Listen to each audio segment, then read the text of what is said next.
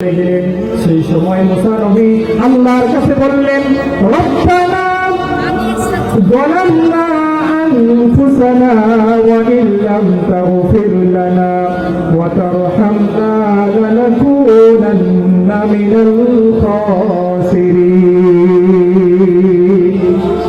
আমার ভাইরা, আমি আপনি কেন আল্লাহর কাছে যাব না?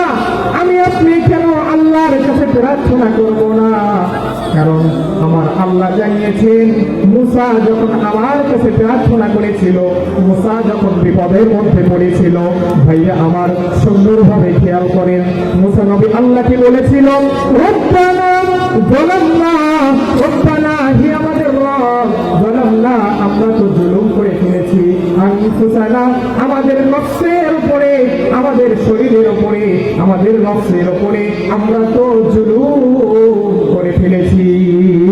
ওয়া ইল্লাম তাগফির লানা, আপনি যদি ক্ষমা না করেন, আমাকে ক্ষমা করে দেওয়ার মতো কেউ নাই, আমাদেরকে ক্ষমা করে দেওয়ার মতো কোনো মালিক নেই, লানাকুনান্না মিনাল খাসিরিন।